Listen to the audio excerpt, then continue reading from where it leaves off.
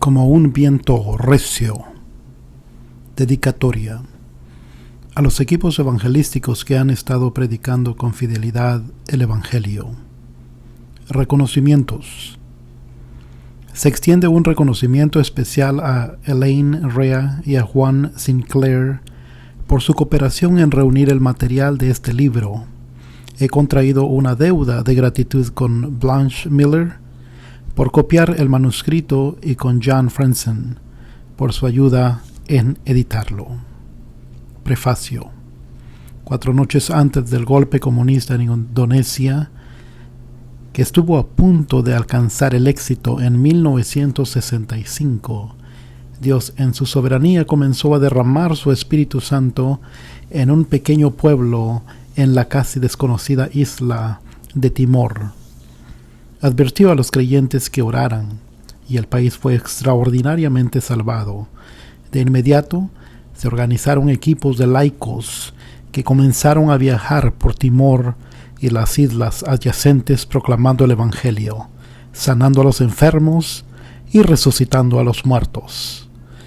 Los milagros que ocurrieron después del día de Pentecostés, cuando el Espíritu Santo vino primero como un viento recio, se han repetido en nuestros días.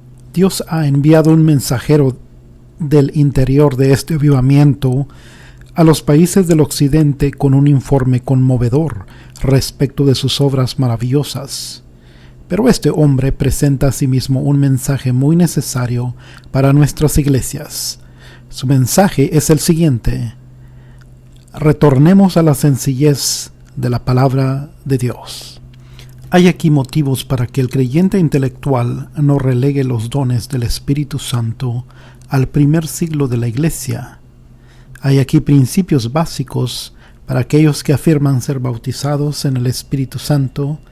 Mel Tari recalca que el Espíritu de Dios no solamente trae poder, sino también amor y disciplina.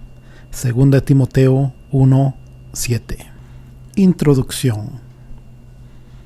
Agua convertida en vino, hombres resucitados, la capacidad de ingerir veneno sin sufrir daño, de cruzar caminando un río de unos 9 metros de profundidad. Milagros como estos, realizados en los días bíblicos, han sido descartados con frecuencia en la década del 70, pero se repiten hoy en circunstancias que hombres, mujeres y niños creen sencillamente en Dios y proceden según sus promesas.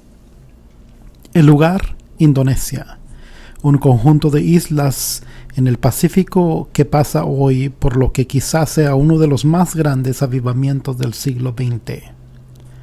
Cuando Stanley Mooneyham, vicepresidente de Relaciones Internacionales de la Asociación Evangelística Billy Graham, informó de los milagros en la revista Christian Life, noviembre de 1967, dijo: lo que el Espíritu Santo realiza hoy en Indonesia se aproxima más que cualquier otra cosa a un nuevo capítulo del libro de los Hechos. La Sociedad Bíblica de Indonesia, que procura determinar los resultados, ha descubierto que es imposible mantenerse a la altura de las estadísticas. Iglesias en la región central de Java, por ejemplo, que tenían 30,000 miembros en 1961, ahora tienen más de 100,000. El avivamiento comenzó en la ciudad de Soe, en la isla de Timor, en el grupo de las pequeñas islas de la Sonda, y continúan en virtud de la labor de equipos evangelísticos. Cuando el señor Mooneyham entrevistó al reverendo A.J.B. Thomas, pastor metodista en Bang Dong, este dijo: esta gente es muy primitiva, siempre ha vivido en el mundo del espíritu y entiende fácilmente el conflicto entre Dios y los espíritus malos. Animados de una fe como la de un niño, los milagros no son para ellos problema alguno. Mooneyham cree que vivimos en los umbrales mismos de la época cuando el Evangelio se desplazará del Asia hasta el resto del mundo. Uno de los hombres que ha salido con el mensaje es Melchor Tari, conocido más comúnmente como Mel, que tenía 18 años cuando comenzó el avivamiento. Ahora, a la edad de 24, Mel ha cruzado de una parte a otra de los Estados Unidos y Europa, dependiendo solamente en Dios para la provisión de sus necesidades. Capítulo 1. En Dios confiamos. El corazón me latía con violencia en circunstancias que el colosal jet del Pan American rugía a lo largo de la pista en el aeropuerto de Yakarta, para luego levantar el vuelo. De pronto las pequeñas islas de Indonesia se parecían a enormes hojas de plátano. Al poco rato la densa jungla y las chozas de mi pueblo quedaban solo en mi recuerdo. Yo, Melchor Tari, un indonesio insignificante, pequeño y sin instrucción, me hallaba de camino a los Estados Unidos. En mi bolsillo acariciaba la moneda de 50 centavos que uno de mis amigos me había dado.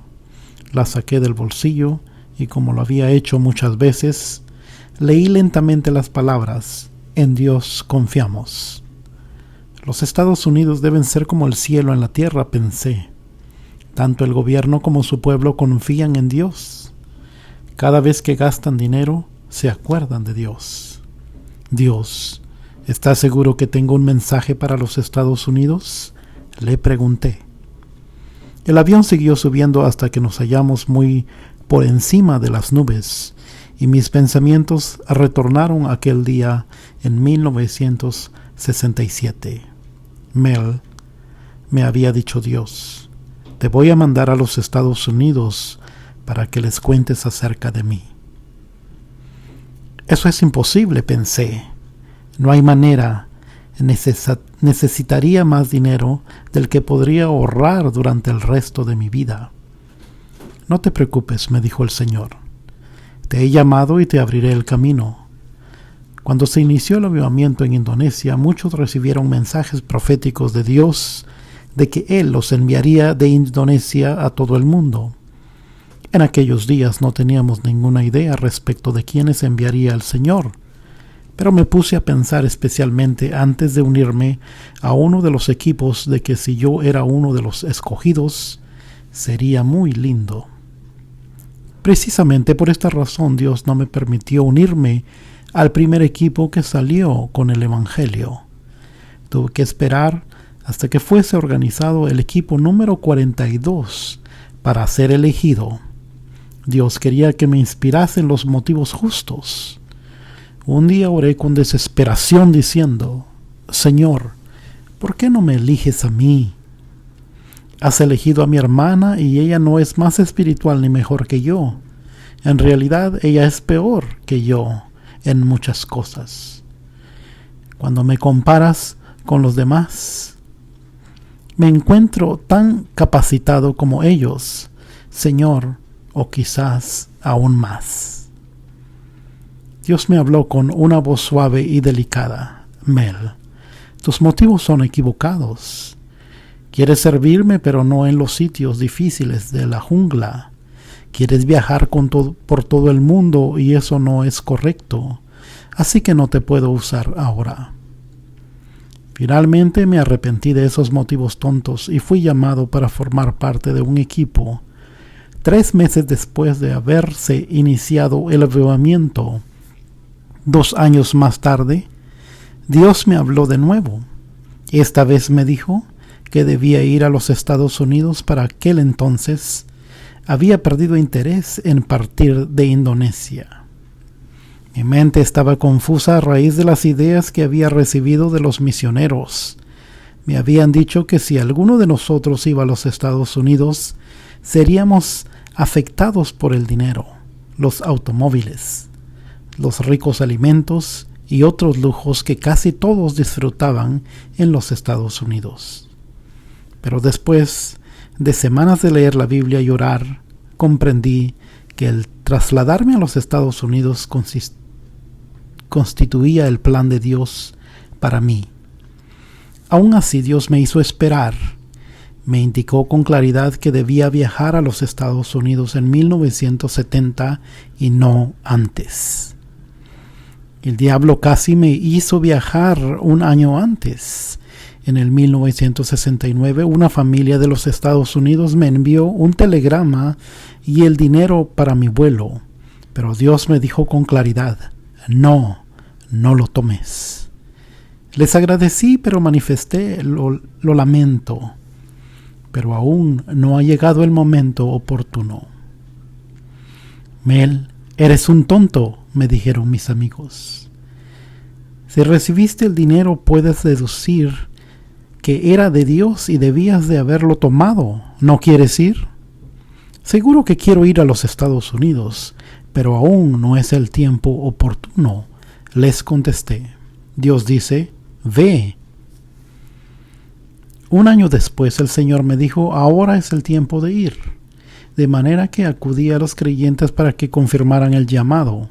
Le pido que ore por mí, le dije a una de mis hermanas en la fe.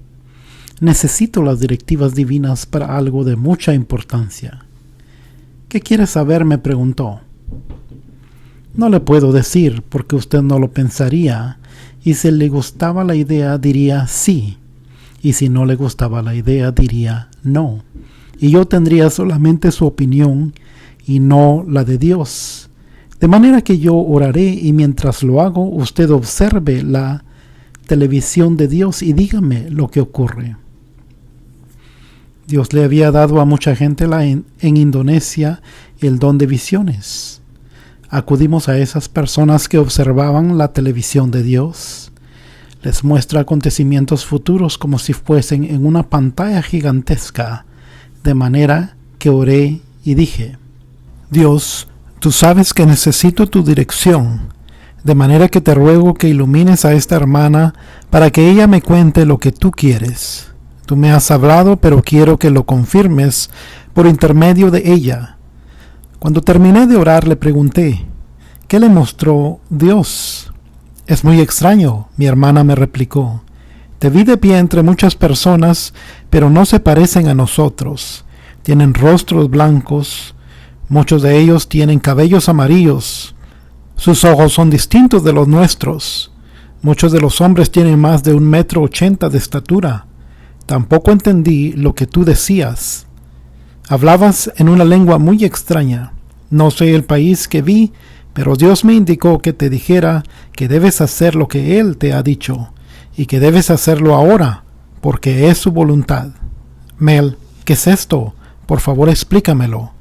Le dije que la gente que había visto en la visión eran norteamericanos y que hablábamos en inglés, y que ella debía alabar a Dios conmigo, porque por intermedio de ella Dios me había confirmado que debía trasladarme a los Estados Unidos. La provisión milagrosa de Dios. Siguieron a muchas otras confirmaciones. Una noche después de haber orado juntos en la iglesia, Dios me dijo, ve ahora, prepárate para partir pasado mañana. Oh no, Dios, es imposible, le repliqué. No hay manera de recoger fondos tan pronto. No tengo ni un centavo en el bolsillo. Pero el Señor insistió, dile a tus amigos y a tu familia que partirás a los Estados Unidos dentro de 2 días. Mejor sería que no les dijera, creerán que estoy loco, pensé para mí mismo. Pero puesto que Dios insistía, obedecí aun cuando todo parecía imposible. Pasado mañana parto para los Estados Unidos, anuncié. Mi familia y mis amigos hicieron precisamente lo que yo pensaba que harían. Se rieron. Mel, es imposible, estás loco, me dijeron. Mel, me alegro de que me lo hayas dicho a mí, pero te ruego que no se lo digas a ningún otro, respondió mi padre. Pensarán que has perdido el juicio. Lo primero que necesitaba era trasladarme a la ciudad de Kupang, ciudad capital de Timor. Kupang se encuentra a unos 115 kilómetros de mi pueblo de Soe.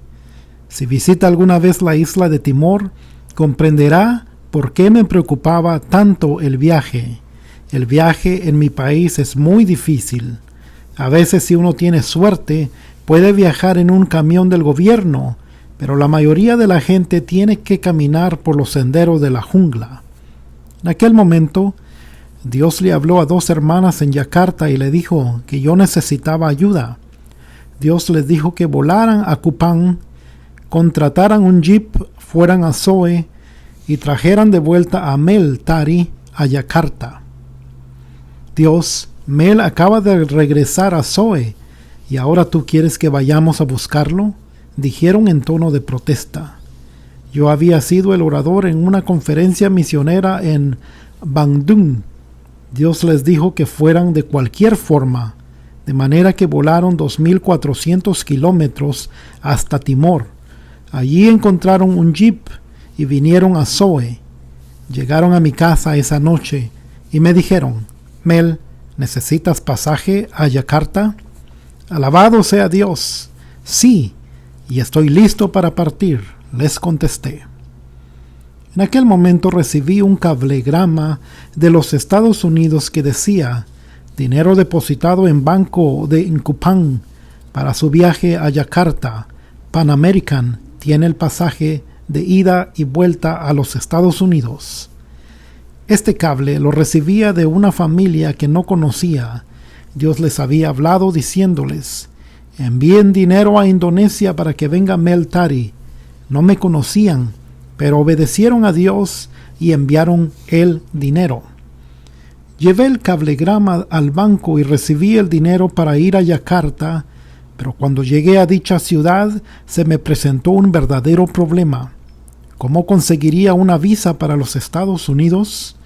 No tenía a nadie que me patrocinara.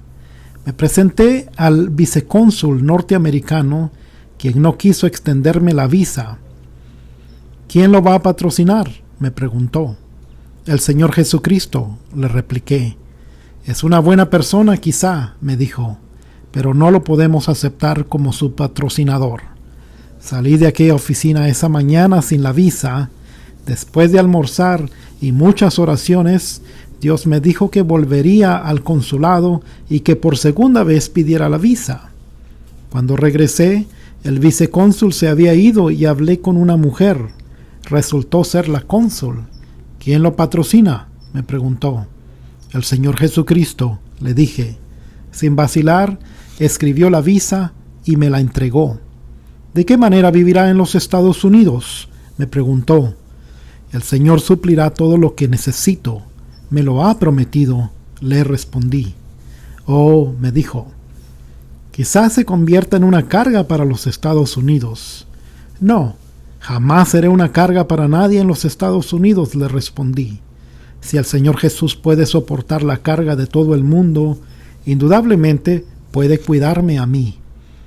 Después de salir dije: ahora, Señor, has demostrado quién eres, pero Señor, tú sabes que no puedo hablar inglés muy bien. Ve, y yo me encargaré del problema del idioma, me dijo Dios. Si cuando estás listo para hablar no puedes hacerlo, dile a la gente: Jesús me ha fracasado. A mi llegada de repente oí que los gigantescos motores del jet reducían la marcha y apareció la señal que decía: abróchese en los cinturones.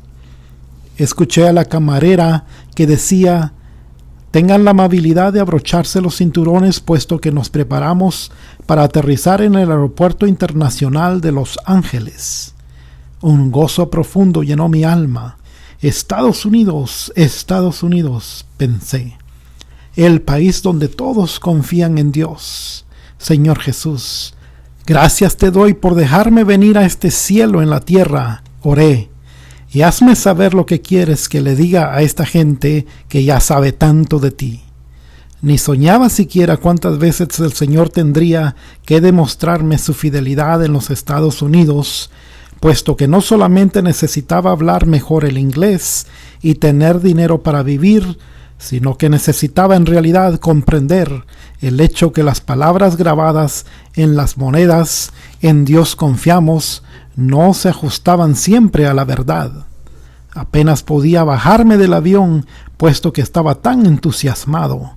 Los edificios eran tan grandes y nuevos, todo era maravilloso.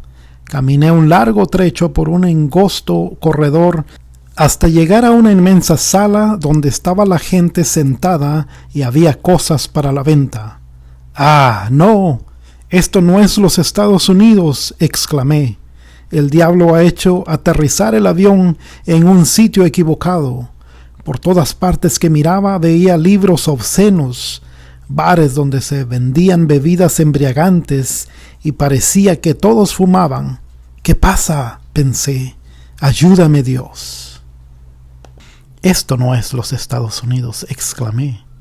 «El diablo ha hecho aterrizar el avión en un sitio equivocado.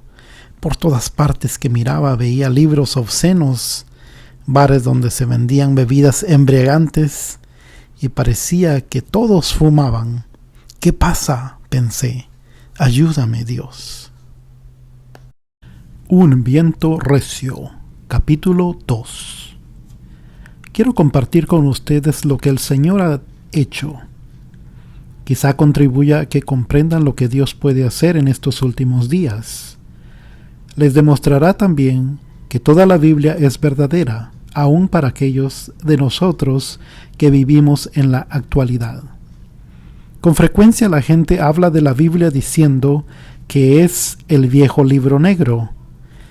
Creen que las cosas registradas allí ocurrieron hace varios siglos y que no son de actualidad para nosotros en esta generación. Pero puedo demostrarles que esta Biblia es más de actualidad que el diario de la mañana.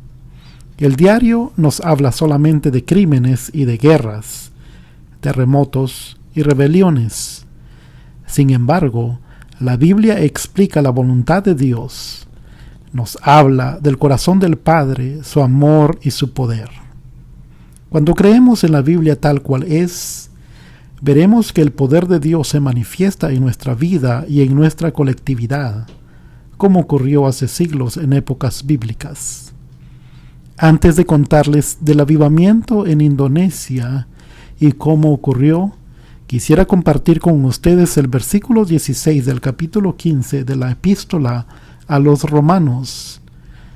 Para ser ministro de Jesucristo a los gentiles, ministrando el evangelio de Dios, para que los gentiles les sean ofrenda agradable, santificada por el Espíritu Santo. En este versículo el apóstol Pablo no solamente habla del llamado definido que Dios le había hecho, sino también de su ministerio. Ejerció su ministerio en favor de los gentiles, no solamente mediante las palabras, sino a través de poderosas señales y maravillas por el poder del Espíritu Santo. Romanos 15, versos 18 y 19. Creo que esta es la manera en que el Espíritu Santo desea operar por intermedio de la vida del siervo de Dios en la actualidad. En nuestra iglesia en Indonesia conocimos a Dios el Espíritu, a Dios el Padre, a Dios el Hijo Jesucristo.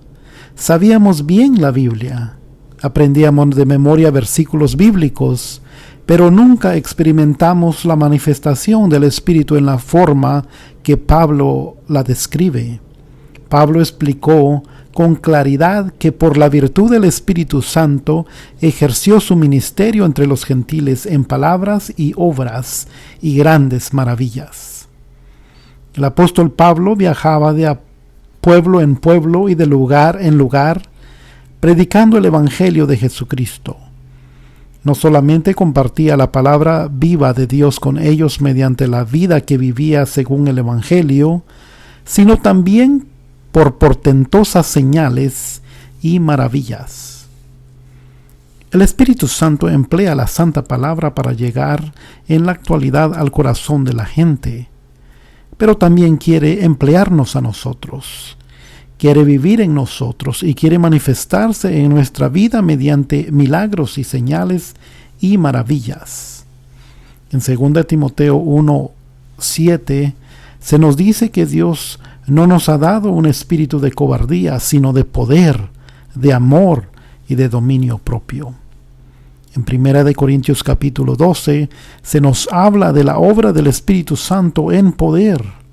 En el capítulo 13 de 1 Corintios, el Espíritu Santo es el espíritu de amor. Pero eso no es todo. El Espíritu de Dios es también el espíritu de dominio propio. Esto hallamos en 1 Corintios capítulo 14. En el idioma griego, dominio propio significa disciplina u orden. Creo que en las iglesias, según el apóstol Pablo lo dijo en Romanos 15, el Espíritu Santo siempre se manifestó de esta manera con poder. Pero hay muchas iglesias y personas en el mundo en la actualidad que no creen que los dones espirituales pueden manifestarse ya en nuestro medio. ¡Qué lamentable! Desde que comenzó el avivamiento indonesio en 1965, Dios ha restaurado los dones espirituales en las iglesias. Y gracias a Dios por ello. Muchos dicen que porque la iglesia fue establecida en Pentecostés, no necesitamos los dones espirituales. Pero yo no lo creo así. ¿Por qué? Porque Pablo y Pedro y Juan hace 2000 años necesitaban la manifestación y operación del Espíritu Santo en sus ministerios. ¿Cuánto más lo necesita esta generación? El diablo sabe que no queda mucho tiempo y que Jesús retornará pronto. El diablo libra una lucha tremenda en este siglo, mucho más intensa que en el siglo I.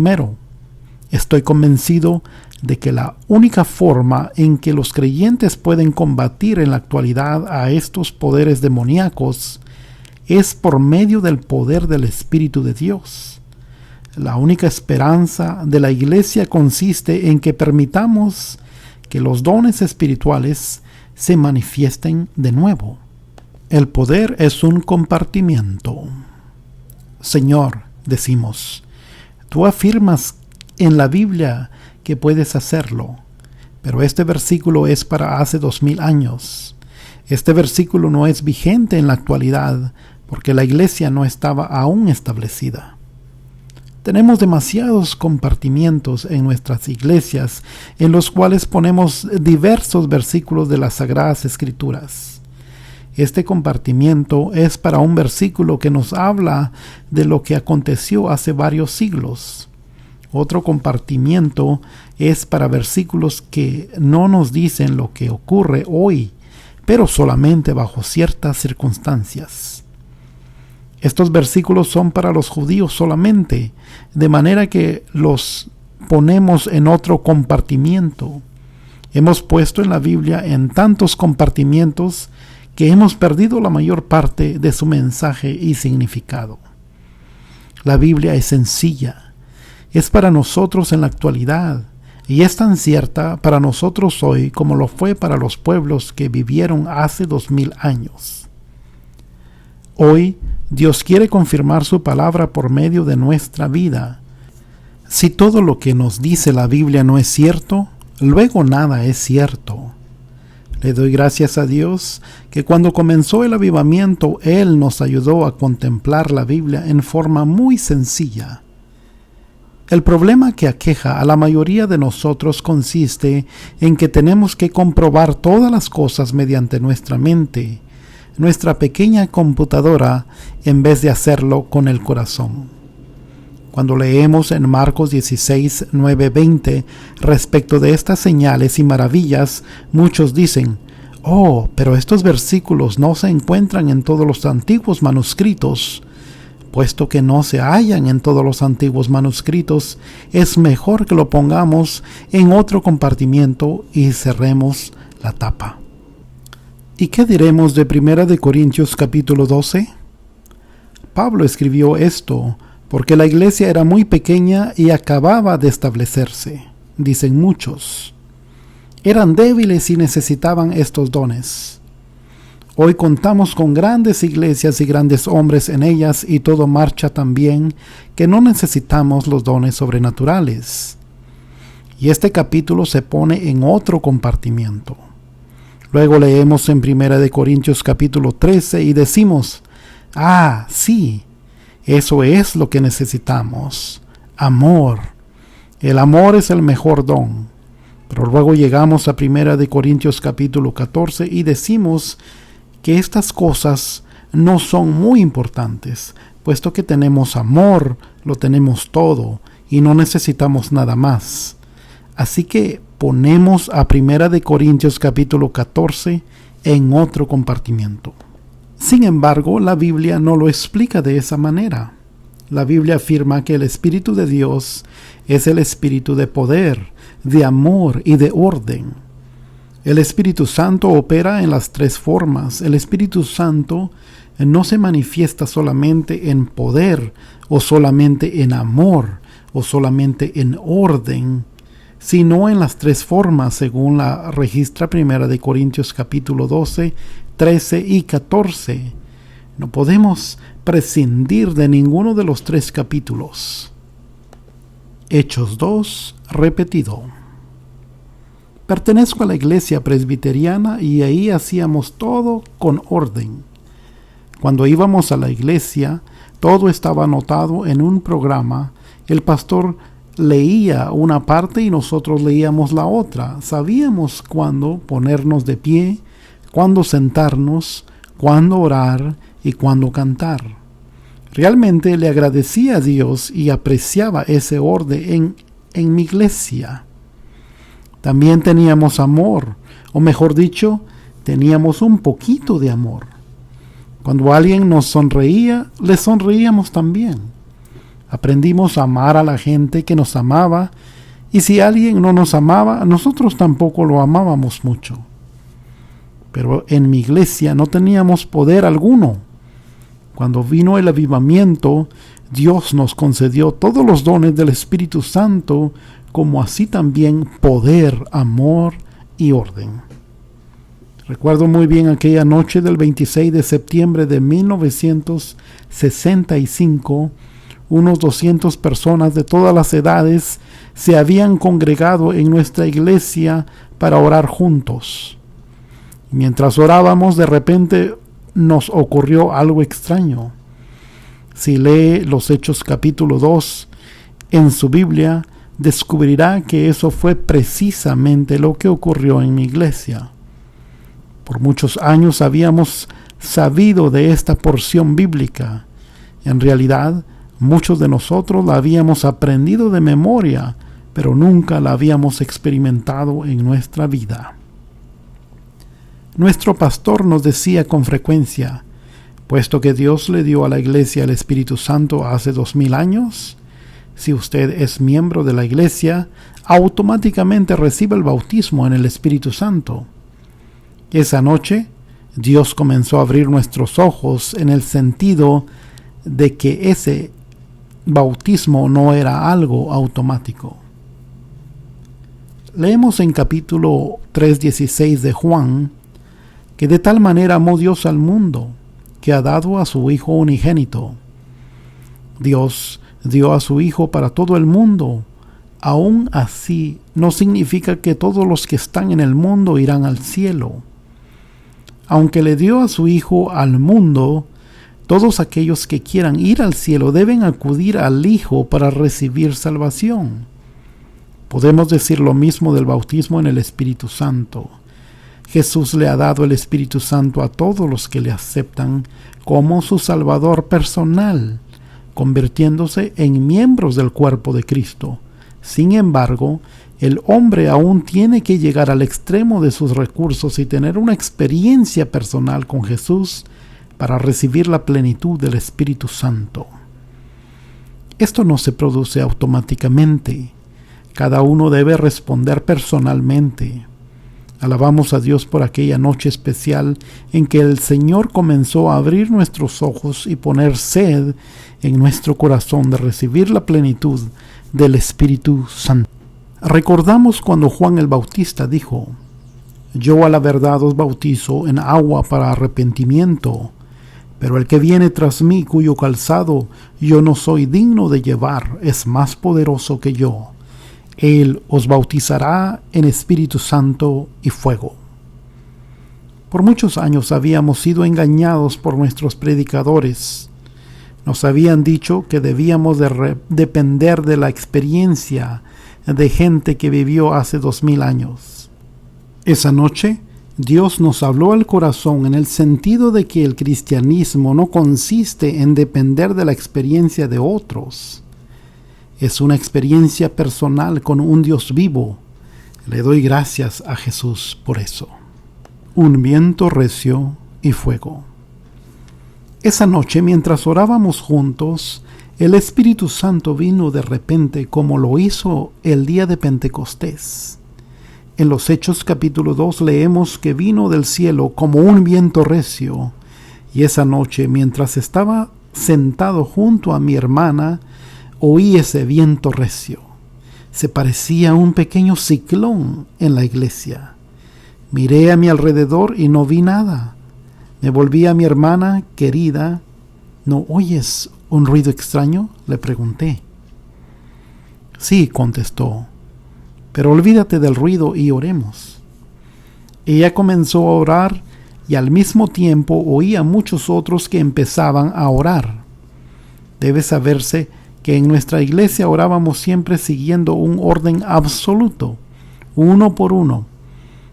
Era suficiente que una sola persona orara en nuestra iglesia, puesto que todo estaba escrito delante de nosotros. Si muchos fuesen a orar, hubiésemos tenido que escribir muchas oraciones, pero esa noche aquellos presbiterianos se olvidaron del orden escrito y de las oraciones que tenían ante sí y comenzaron a orar en el Espíritu. Al principio lo hicieron uno por uno, pero antes de que me diera cuenta, todos comenzamos a orar al mismo tiempo. Querido Jesús, ¿qué pasa en mi iglesia? ¿Se han olvidado del orden escrito?, exclamé. Y mientras todos oraban, miré a los pastores. Qué ansiedad se reflejaba en sus rostros. Allí estaban sentados en la plataforma sin saber qué hacer con esas 200 personas. Ellos también oyeron el viento recio que soplaba. Miré de nuevo a mi alrededor y no vi nada que se moviera. Era solo un ruido. Luego oí la campana de incendios que sonaba fuerte y con rapidez. Frente a la iglesia se hallaba el departamento de policía y a la campana de incendios, el hombre de guardia en el departamento de policía vio que nuestra iglesia estaba envuelta en llamas, de manera que tocó la campana de incendios para informarle a la gente del pueblo que acudiera de inmediato, puesto que se había declarado un incendio. En Indonesia, especialmente en Timor, no tenemos bombas de incendio. Simplemente tocamos la campana y la gente se da cuenta de que hay un incendio y acude de todas partes con baldes de agua y otras cosas para apagar el fuego. Cuando llegaron a la iglesia, vieron las llamas, pero la iglesia no se quemaba. En vez de ser un fuego natural, era el fuego de Dios.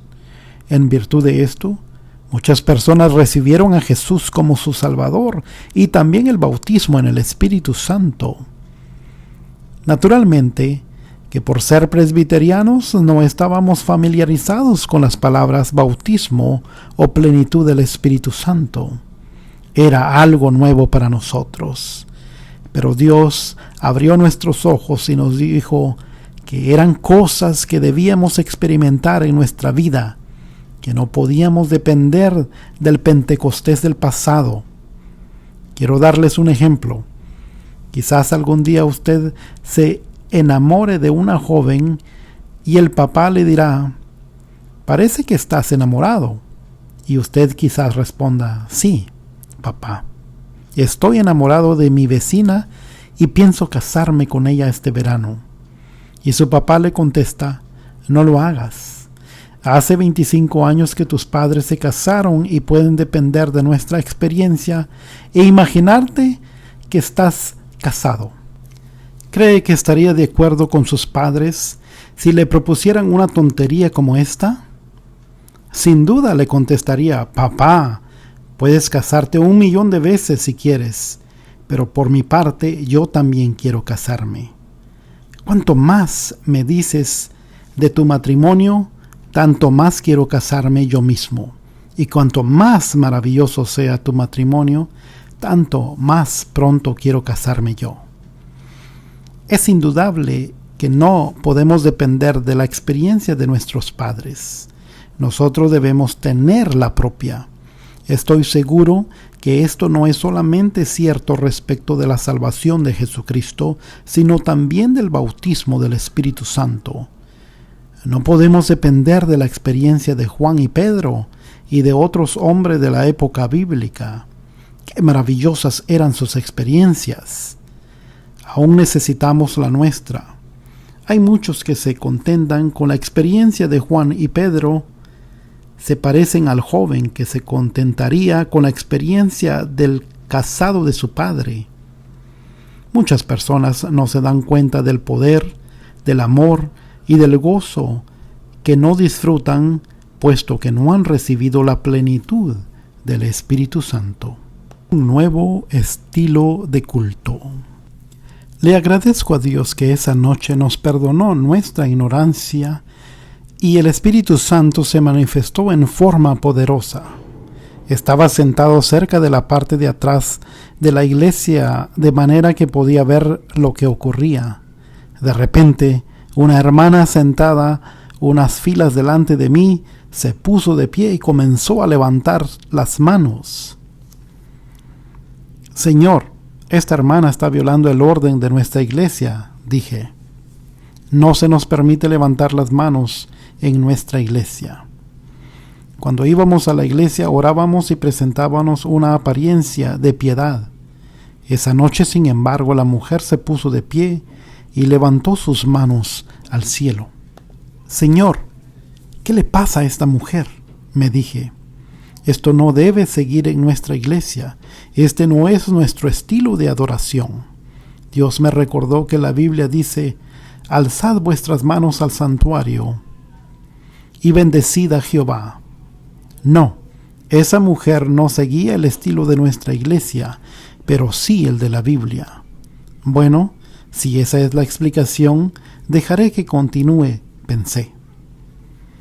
Los dos pastores delante de mí estaban tan asustados que no sabían qué hacer. Por toda la iglesia la gente comenzó a levantar las manos y a adorar a Dios. Aún yo me preguntaba qué era lo que ocurría.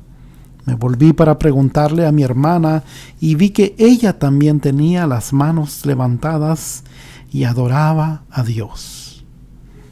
Luego noté a la señora que estaba enfrente de mí. Era una mujer ignorante que no sabía ni aún nuestro idioma oficial, indonesio, que se empleaba en todo el país. Solamente conocía el idioma de su tribu, que es el timorense. Naturalmente, no sabía nada de inglés. Para aquel entonces, sin embargo, yo sabía algo de inglés porque lo había estudiado en la escuela. Esta señora comenzó a orar en un inglés hermoso y perfecto. Señor Jesús, te amo, decía. Quiero tomar la cruz y seguirte. Te amo, Jesús, te amo. Y así repetía adorando a Dios. Mis dos pastores, que no sabían una sola palabra de inglés, pensaron que estaba pronunciando sonidos ininteligibles. Corrieron al púlpito y exclamaron: Dios, si esto no es de ti y esto es del diablo, y el diablo pronuncia estos sonidos ininteligibles, hazlo cesar. Pero cuanto más oraban, tanto más se derramaba el Espíritu Santo con bendiciones. Luego un hombre de la otra parte de la iglesia comenzó a orar en alemán. De pie allí, sus palabras de adoración y alabanza a Dios eran realmente hermosas. Después la gente comenzó a ponerse de pie por toda la iglesia, adorando a Dios en idiomas distintos. Esa noche pareció que el cielo descendía hasta la iglesia y era tan maravilloso. Algunos hablaban en francés, otros hablaban a Dios en dialectos de las distintas tribus, y una señora decía Shalom, Shalom, aun cuando no tenía la menor idea de qué estaba hablando en el idioma hebreo. Y cuando aquellos centenares de personas llegaron a la iglesia para apagar el fuego, oyeron la alabanza y dijeron: ¿qué le pasa a esta gente? Nunca han hecho ruido, nunca han orado en voz alta. Se apiñaron en la iglesia para ver lo que pasaba, y en vez de 200 había esa noche más de 1000 personas en nuestra iglesia procedentes de toda la ciudad. Y mientras se manifestaba el Espíritu Santo, la gente en toda la iglesia se convencía de sus pecados y aceptaba a Jesús como su Salvador personal. Y se arrepentían de sus pecados y regresaban corriendo a sus casas y recogían los artículos de brujería y sus fetiches y sus materiales de astrología y sus libros obscenos y sus libros sobre interpretación de sueños, y los traían a la iglesia y los quemaban en una pira. Nadie predicaba esa noche, pero el Espíritu Santo se manifestaba a su manera. El culto continuó hasta la medianoche. El Señor comenzó a revelar pecados y faltas a diferentes personas, y mientras declaraban lo que Dios les mostraba, el Espíritu Santo ejercía su ministerio en favor de los demás que estaban allí. De qué manera gloriosa el Señor rectificaba la confusión de nuestras vidas. Un sermón extraordinario. De repente, uno de los hombres se puso en pie en el púlpito. Era extraordinario. Los laicos no se ponían de pie en el frente. Era el lugar para los pastores o ancianos, pero este hermano se puso de pie en el frente y abrió su Biblia. Me reí para mis adentros porque este hombre se había arrepentido hacía solamente unos días. Este pobre hermano, pensé, acaba de arrepentirse y ahora quiere predicarnos. Debe estar loco. Pero nada le importaba lo que nosotros pensábamos. Abrió la Biblia y dijo: hermanos y hermanas, Dios me ha dicho que esta es la operación del Espíritu Santo. Luego comenzó a leer en los Hechos capítulo 2, verso 17. En los postreros días, dice Dios, derramaré mi espíritu sobre toda carne, y vuestros hijos y vuestras hijas profetizarán. Vuestros jóvenes verán visiones, y vuestros ancianos soñarán sueños. Después de leer estos versículos, comenzó a predicar. Después de media hora, el Señor le dijo que al otro día nosotros los laicos debíamos salir a predicar el Evangelio. Esta vez no me pude contener. Esto es increíble, dije. ¿Cómo pueden los laicos salir a predicar el Evangelio? Jamás hemos asistido a un instituto bíblico o seminario. Acabamos de arrepentirnos. ¿Cómo podemos predicar el Evangelio? Esto es imposible. Hermano Mel, me respondió este hermano, el Señor me ha dicho que debemos de salir y predicar el Evangelio y que este es el deber de los creyentes. No es solamente el deber de los pastores y ancianos, sino que todo creyente debe predicar a Jesucristo.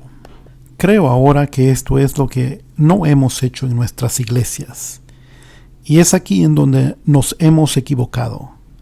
Nos sentamos por años tratando de explicarnos todas las cosas sin darnos cuenta de la sencillez de la palabra, y de esta manera no hacemos nada.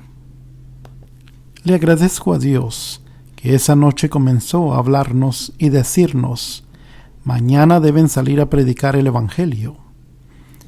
En los primeros 3 meses tuvimos unos 70 grupos de laicos que salían y predicaban el Evangelio de pueblo en pueblo, y cuando salían, grandes señales les seguían, y así se inició el avivamiento indonesio.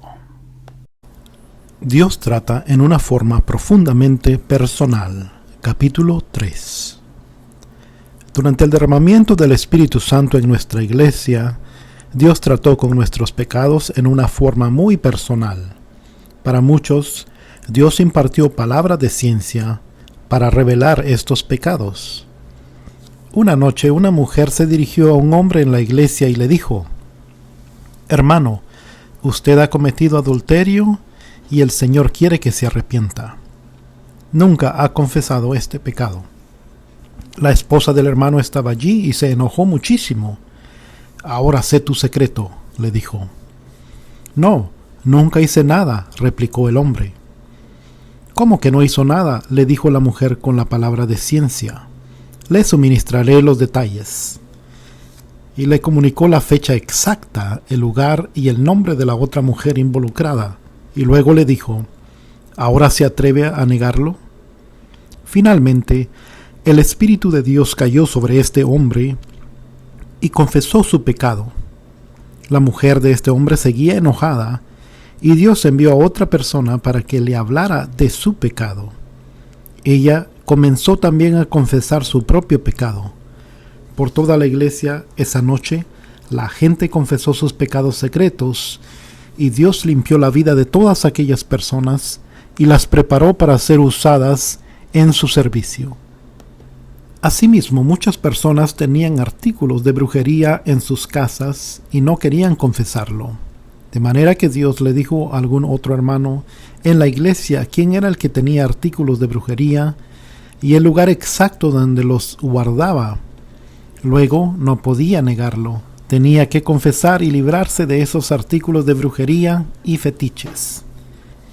De esta manera, Dios nos reveló esa noche la verdad respecto de poderes demoníacos. Muchas personas, sin comprenderlo, habían estado bajo la esclavitud de Satanás. La negativa provoca la muerte. A uno de los hermanos se le dijo que tenía bebidas embriagantes ocultas en su casa. No tengo nada, dijo el hombre, y se negó a arrepentirse. Dios le comunicó a la gente que estaba tratando de ayudar a este hombre que si él no se arrepentía, moriría en 24 horas. De manera que le dijeron que tenía solamente 24 horas para confesar su pecado o moriría. Al día siguiente, cuando el hombre vino al culto, se le dijo que tenía solamente 1 hora para arrepentirse. Si no se arrepiente, morirá, le dijo la gente. No me importa, no tengo ninguna bebida embriagante, dijo. Ahora le queda solamente media hora, le dijeron. Ah, ustedes están locos, me queda más de eso, replicó. Cuando le quedaban solamente 5 minutos, trataron de ayudarlo, pero aún contestó: No tengo ningún pecado secreto. Por favor, le rogaban, confiese su pecado. Le quedan solamente 30 segundos cuando dijo: No me vengan con estas tonterías, están locos. Y mientras le seguían rogando, otros comenzaron una cuenta regresiva. 9, 8, 7, 6, 5, 4, 3, 2, 1, y el hombre se desplomó muerto. Hay tantas personas que se niegan a confesar sus pecados y pedirle a Dios que los perdone. En el avivamiento indonesio, la confesión era una de las características, puesto que Dios quería librarlo del poder demoníaco y limpiar nuestro corazón para que pudiéramos vivir vidas santas. Primero, el Señor nos hacía ver nuestros pecados. Luego, le pedíamos que nos perdonara y que sanara nuestros corazones quebrantados. Renunciábamos a todas las relaciones demoníacas del pecado y del pasado, y después Dios nos capacitaba para predicar el Evangelio.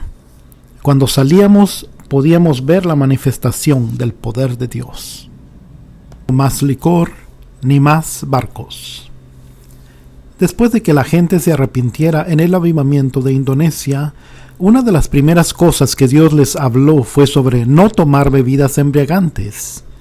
Ustedes en los Estados Unidos es mejor que oren, porque es peor aquí en los países paganos cuando se trata de beber bebidas alcohólicas.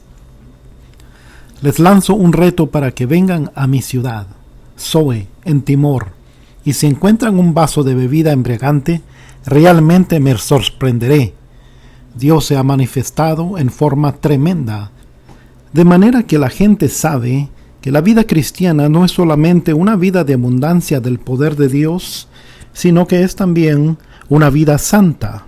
La Biblia dice en Salmos 29, versos 2 y 3, Dad a Jehová la gloria debida a su nombre, adorar a Jehová en la hermosura de la santidad.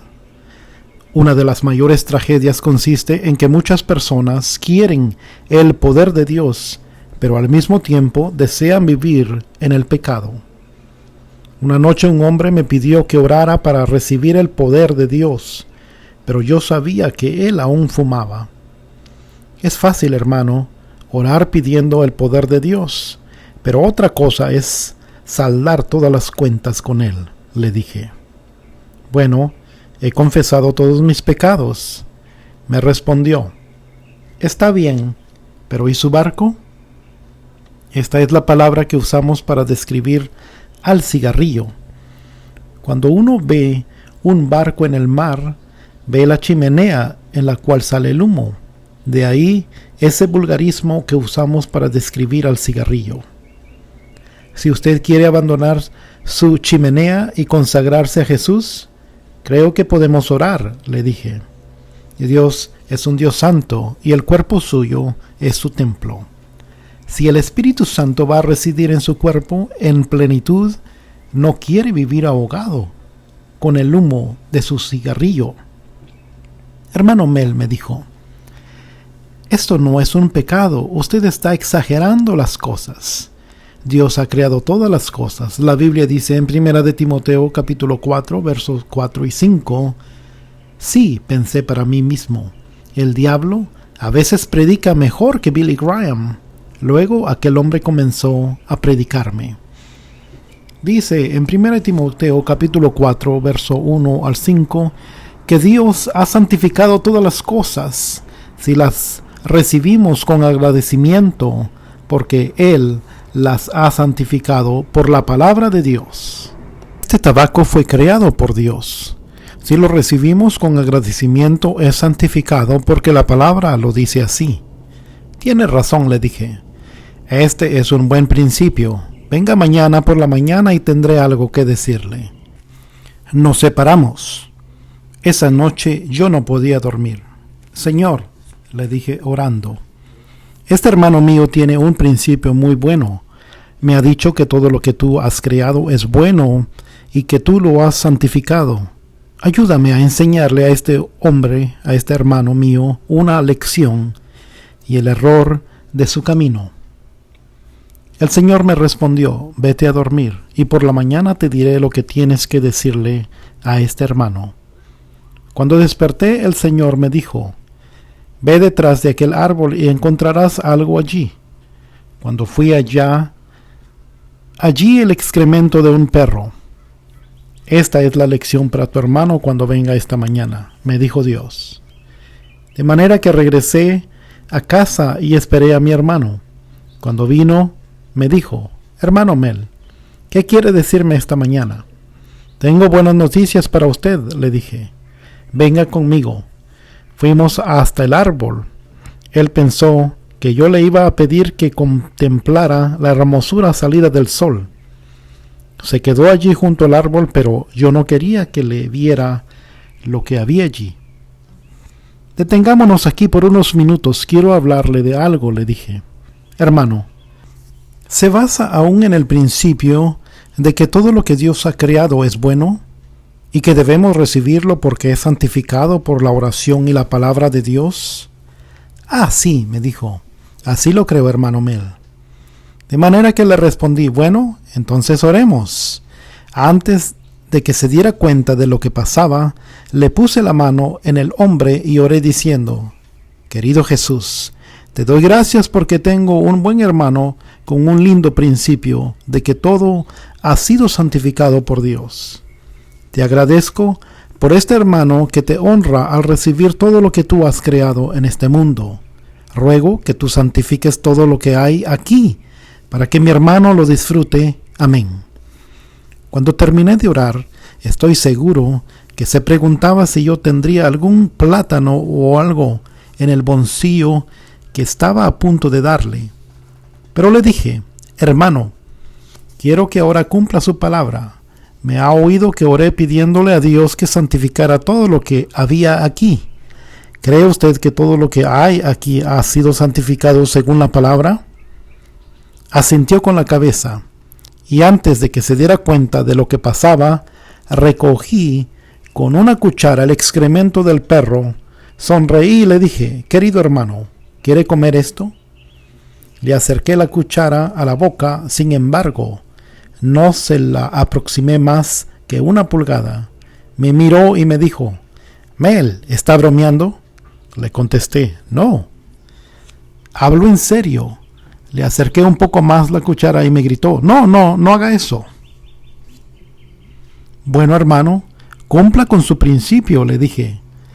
«Todo lo que ha sido creado por Dios es bueno. ¿No cree usted que mi oración fue lo suficientemente buena?». Finalmente me dijo: «Mel, lo siento, pero reconozco que mi principio no es bueno». Muchas veces tratamos de fundamentarnos en un principio erróneo, pero Dios quiere que seamos gente santa. La Biblia dice que somos un pueblo único. Debemos ser una nación santa, y santo significa precisamente eso, ni más ni menos. Gracias a Dios, el Espíritu Santo nos capacita para andar en una vida santa.